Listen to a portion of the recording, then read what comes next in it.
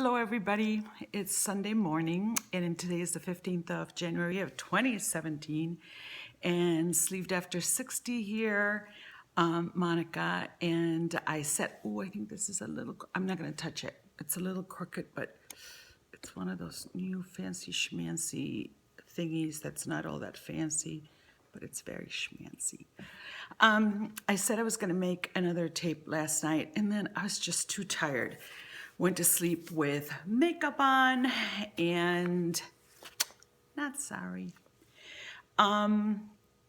Interesting, right? Because I was talking about beauty. Well, sometimes you just do what you do. So it's, I don't know, it's about 10:30 in the morning or something. I had coffee and haven't washed my face, and it's not that important. So anyway, here's what I wanted to talk about. I said that I've been taking a lot of time watching a lot of videos and that it's been a tough month. And part of the reason why it's been a tough month is because I acknowledge that for most of us, January is a really hard month.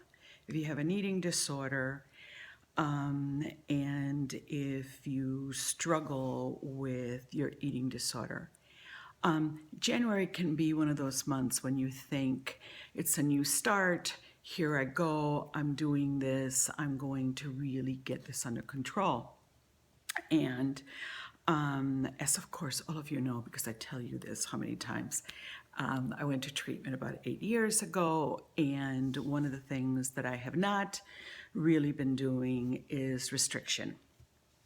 I still struggle at times with overeating. I've not been binging for a while, and I really haven't been on a diet for a long, long time. My weight at times has fluctuated. As a matter of fact, in the last couple of years, I've gone through some really stressful times, and my weight has gone up, and then it has kind of slowly gone down. At this point, I'm on medication because of the, getting ready for surgery. And I have lost some weight without really having much of a struggle. But one of the things that I made clear to the weight loss team was that I'm not willing to really restrict, because I know that that really sets me up for binging. And at another time, ask me questions, and when I do those questions and answer things, I can go into that in more detail. I don't want to bore all of you with my 50-year history of dieting. Believe me, you'd be bored, especially if you are in your 30s. But anyway, so at this time, I'm not struggling with that. What has been a really difficult time for me has been watching so many of you who are post-surgery and just watching you struggle. It's really, sometimes it's just sad and heartbreaking. And it's one of those things where, and this is not maternal at all. Well, I can't say it's not maternal because you can't, be at this point, you can't be 64 and not sort of have some maternal feelings and feelings of love and compassion for other women. You just can't. But I think that it's difficult to not have a sense of compassion watching people struggle, women struggle. And one of the things that I've noticed is this sense of urgency of what am I, here's what I'm doing next. I have made this video half a dozen times, and I have just deleted it because I've been afraid to share some of these feelings with the community, because I'm afraid of sort of, being told mind your own business, or who are you to say this? And so kindness and grace. This is not judgment. This is just an observation. And here's what I'm observing, and I think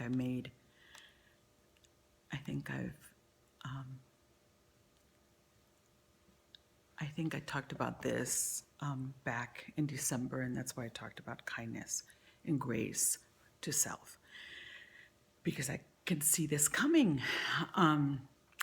I think that, first of all, I'm not diagnosed as anybody's eating disorder, because that's for you to decide. But I think that when, at least for me, with my eating disorder, the way that when I restrict, the more I tried to get a hold of it, the more I tried, I'm getting so anxious.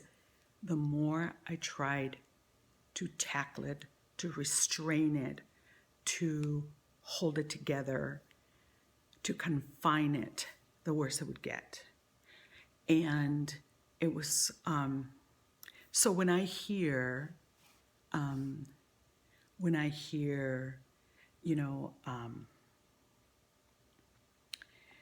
this is what I'm going to do. I reset, or I'm not going to, or I'm going to run more, I'm going to work out more, or I should be doing this, or I've been bad, I've been good, I've had a good day, I've had a bad day. Kind of those words, my head and my heart hurts, because it's such a setup. And the thing is that I truly believe that depending on where you are in your journey as far as surgery, the surgery might be helping, right? Because it's helping you restrict. But the further away you are, then the harder it is to keep that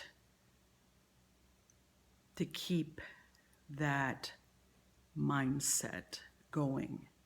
So the more you lose control, and the harder it is, and the more you self-abuse almost, no matter how it is, how you're doing it. So, I was going through some of my notes and getting ready, because I think that it might be realistic that the surgery for me will come next month. And one of the things that I picked up, one of the notes that I had made was, when you use food for comfort, you always have a tool for comfort, right? So in the past, when your tool was food to comfort yourself, then you eat, you get that comfort. And so when you're heavy, or when you're using that tool and that tool works, then you always have the tool to blame on your failures. At least I always did, It was always the last thing on my mind that I always blamed, right? Sort of like, if it weren't for this thing that I'm doing to myself, like, I would be more clear thinking, or I'd be able to deal with myself better, or my relationships would be different, my work relationships would be different, I'd be able to communicate better, or I'd be able to ask better for what I wanted. Whatever my failure was, my eating always had something to do with it, or my weight, right? And then when that went away, because I was no longer binge eating, then what happens is that when that food goes away, then you're left with the pain, right? And what the pain is. So then, for example, I went on Optifast many times in my life. And once I didn't have that, food sort of giving me that pause, and just being able to just stop that pain and just stuff, right? I hadn't had surgery, but just that pain. Then I had to deal with whatever that feeling was.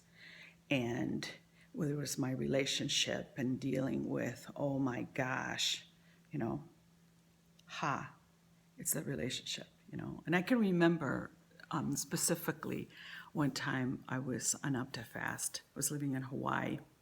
And I think I've mentioned before, I have a master's degree, and I was working in my field, and I was power walking.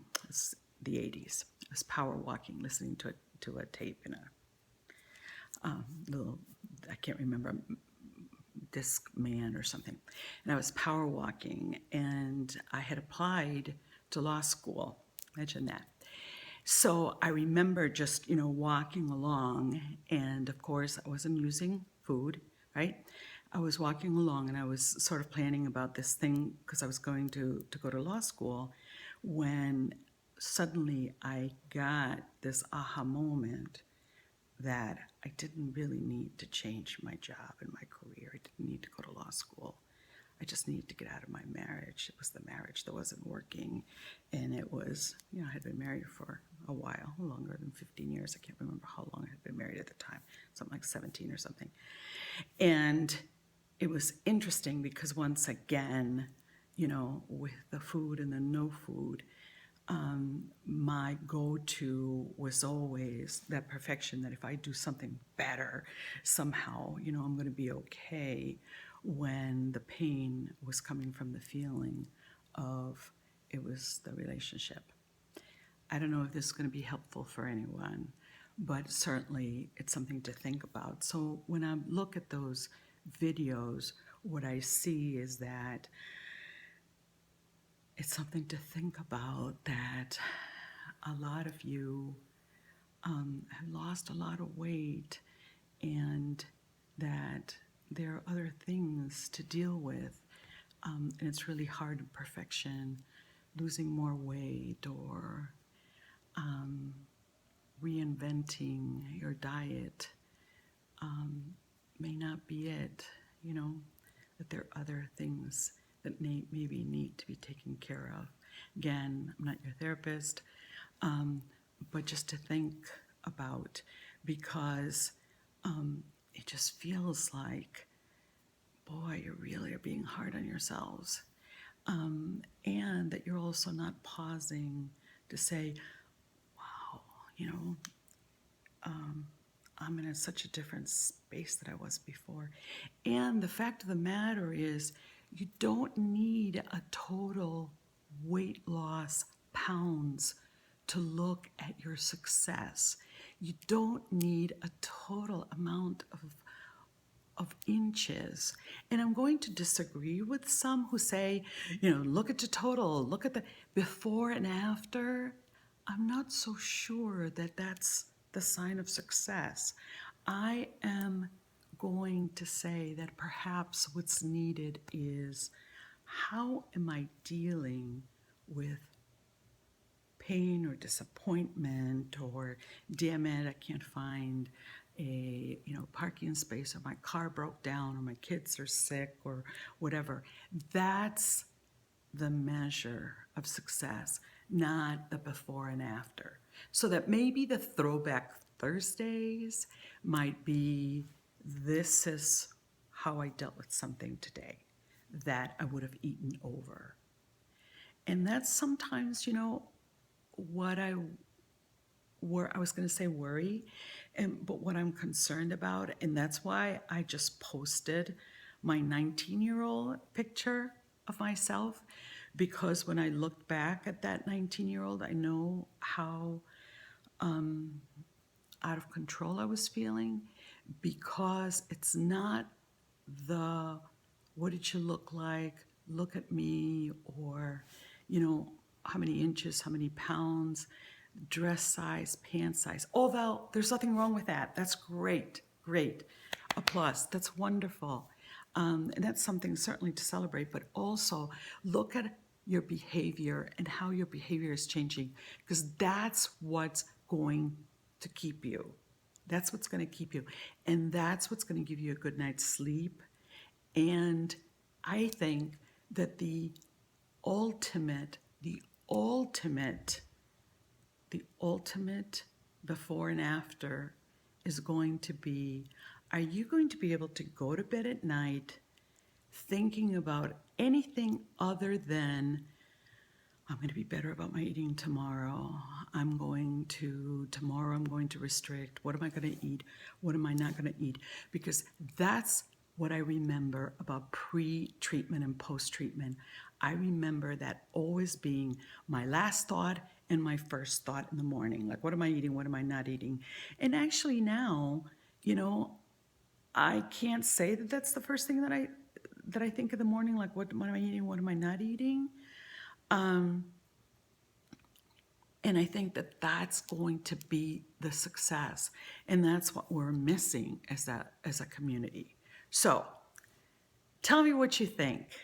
Let's share about this. Let's see if this is something that we can work on.